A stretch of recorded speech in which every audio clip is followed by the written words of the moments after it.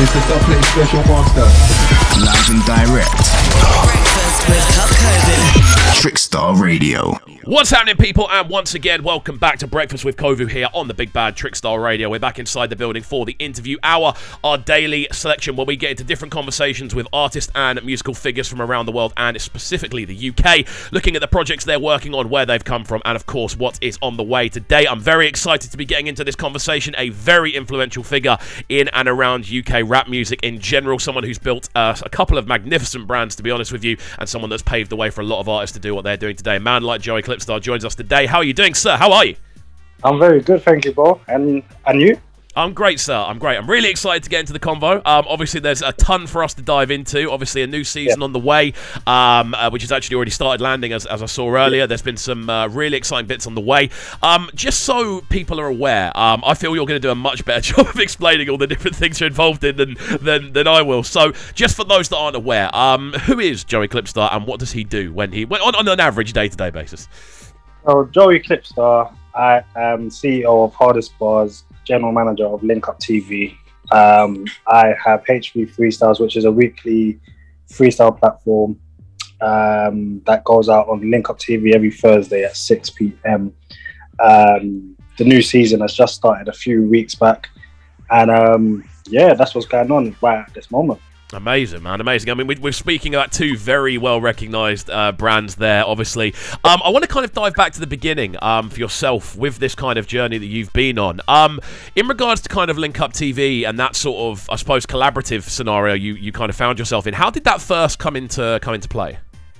So, 2011, I started Hardest Bars. It was literally just a chart show. Me and a friend was just literally counting down the best lyrics and the best tracks of the week from 5 to 1.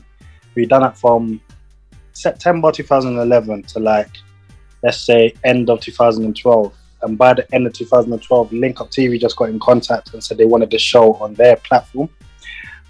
So that's how we got in contact. We launched it on their platform the following January, and the rest is history. It's all come from there.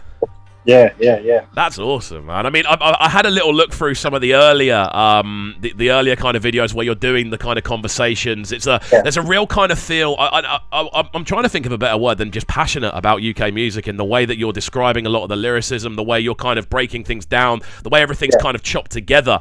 In those kind of early days, I'm talking before Link Up here. I'm talking when you're actually putting these shows together for yourself, and it's all pretty much like a DIY scenario. What were the kind of like the most difficult things to put together in that kind of scenario? What were the bits that you remember being like, I just wish this was easier at the time? You know what it was? The hardest thing for us at that time was editing the whole thing. I mean, luckily my co-host, Bar for Bar, he was starting uni. So he had bought himself a camera. So the camera-wise, we was all good for that. It was just, once we filmed everything, it was the editing bit that was a bit tedious for us. I took turns. I know that me and him took turns. My mum was even trying to help because it was something that was it's like with editing, you know what you're doing, but you don't know the track transitions or the certain things to do to make it look as professional as you want it to. So that was the most tedious thing at that time, but then like I said, we got the hang of it by the time we had done it for a year. And by the time we got the hang of it, and Rashid from Link Up TV was like, yo, I love the show. Why don't we just bring it to Link Up and I'll film and edit? It was like, oh, funny. Someone's going to take that whole burden off us. Amazing, man. Amazing. I mean, the thing with that is I was going to ask next, what was the biggest difference? But I'm assuming it must have been being able to focus on content more specifically and not having to worry about, we're not going to film that bit because it's going to be long to edit. It's more actually focusing on content, I suppose. Exactly. So at the time when Rashid got in contact with us, we had just started doing interviews. So we was reaching out to people off our own backs doing interviews. So as soon as we met with Link Up TV, they said, okay, cool, you're doing interviews, so let's get some more artists. And they were showing us artists that we never had contact to back then. So it was introducing more interviews.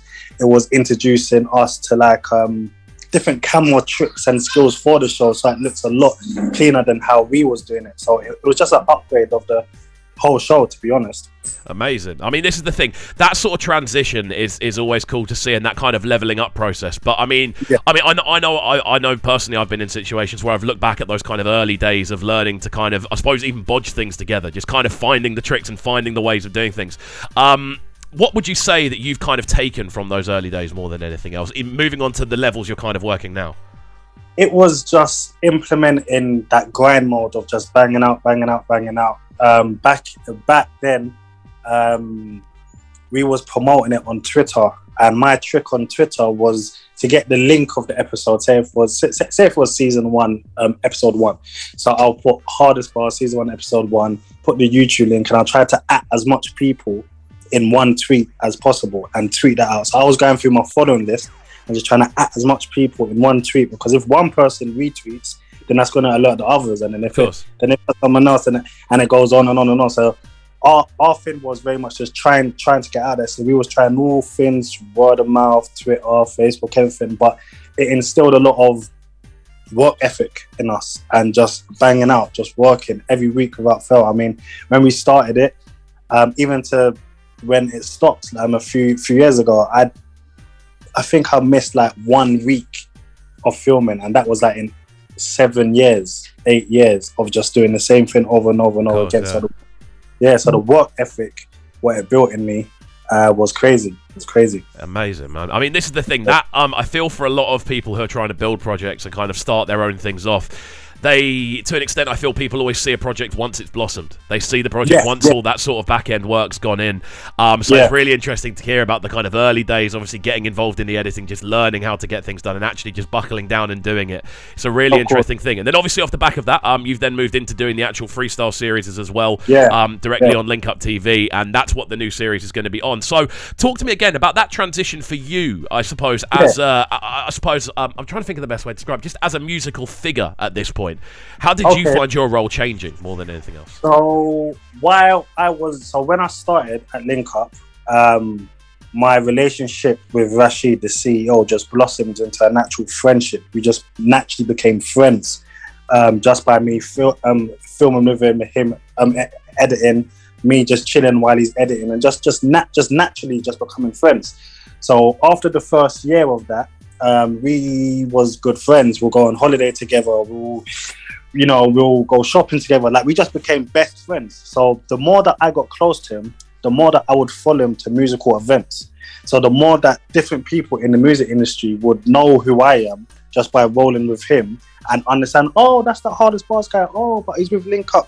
Then I kind of molded myself into this role of the guy to get in contact with if you want anything at Link Up, because Rashid, the CEO, was a cameraman who was always busy, so you could hardly get a hold of him. But everyone knew he always rolls with Joey. So if you shout Joey, then we can get a hold of him. So over the 7-8 years of when we started to work, I just molded myself like into this figure of just an A&R of just the whole of the Link Up TV company. So by the time it got to the transition from the show, the countdown show, to the freestyle show, I was at a point where I was like, I've made so much connections with rappers, I've brought rappers up, I've done so much things at Link Up.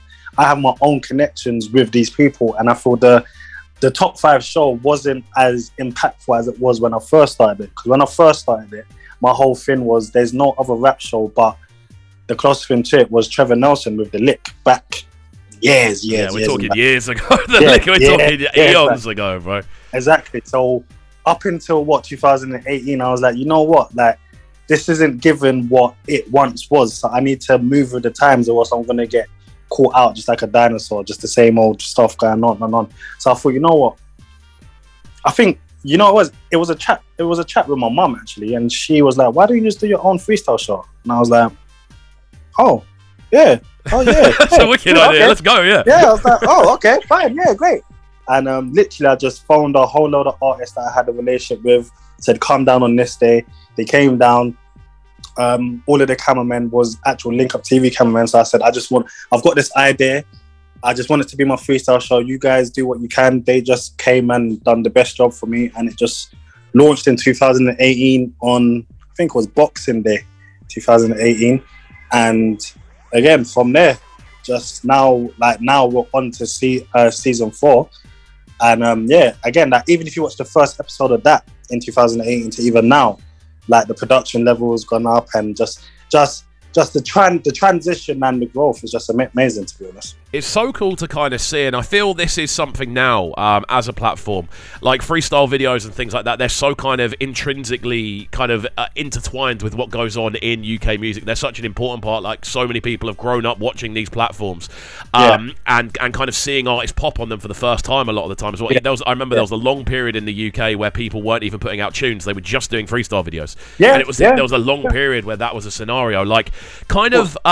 I wanted to ask, like, kind of with this, when you've been kind of selecting artists to do it, I know that you mentioned at first that you just hollered a load of people and got a load of people down.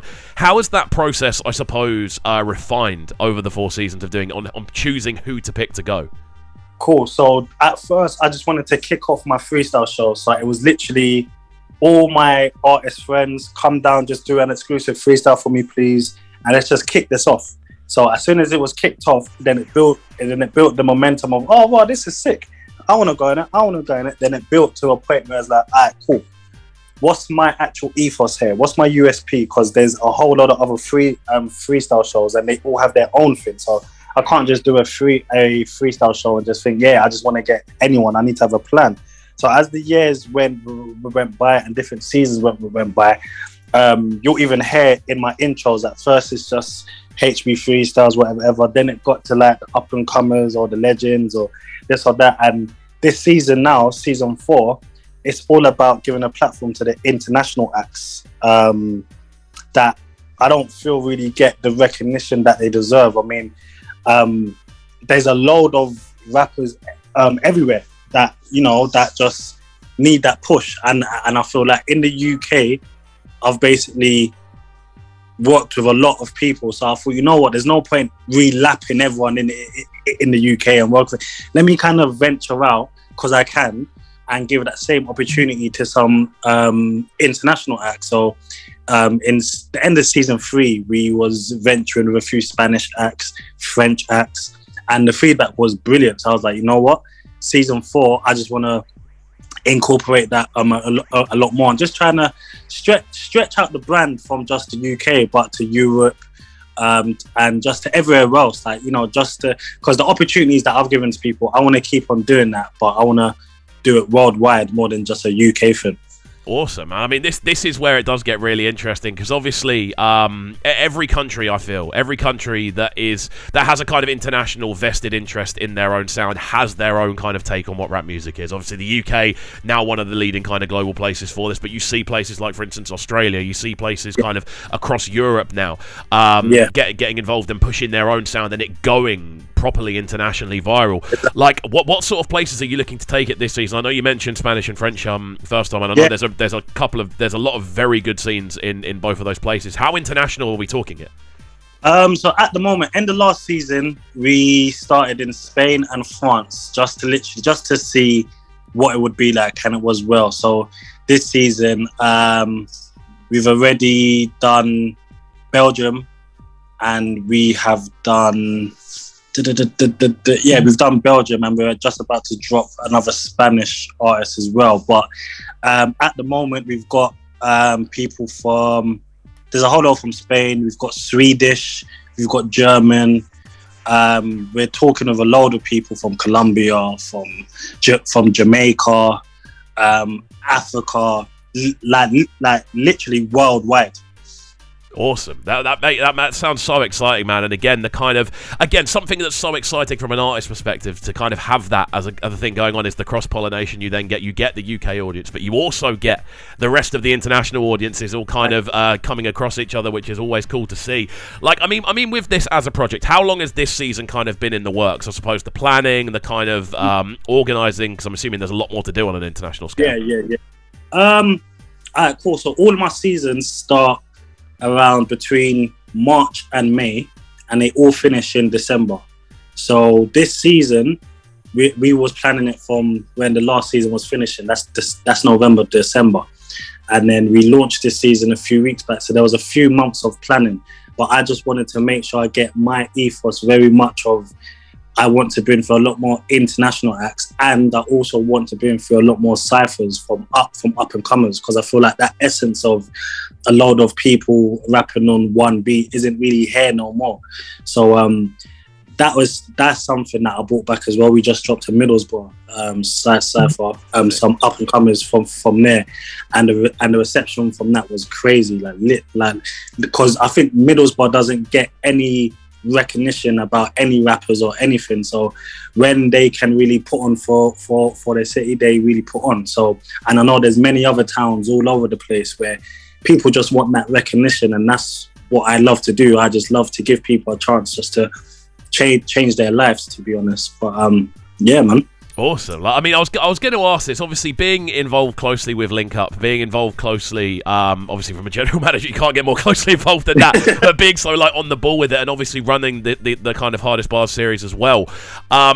I wanted to kind of ask with this, because obviously you see a lot of artists come through. You see a lot, on a day-to-day basis, I'm presuming you're speaking to artists, you're organising locations, you're organising scenarios. Is this something you've just kind of always found yourself doing? Like in regards to just putting a platform on for artists, giving them that kind of plateau to step onto? Yeah, always. I mean, my thing has always been that from 2013, when Hardest Bars was on the first on Link Up TV, as soon as that went out, the first thing we said is, okay, cool, how can we help the up and comers around us? So at the end of all of the Hardest Bars shows, we used to put freestyles on there. So we used to get all the best up and comers just to freestyle at the end of our show while the credits was going up, because we knew this was a big opportunity for people to put their talent out on a big platform like Link Up TV. And this is 9 years ago. So it's always been in my interest to just help people, always helping people. How can I help people? How can I help the people that doesn't have as much resources as me, or may not be able to get studio time or do videos or do this and do that? Because there's so much talent out there that just don't have the accessibility to certain things, and if they did, they could be the next Stormzy's, Dave's, Drake's, whoever.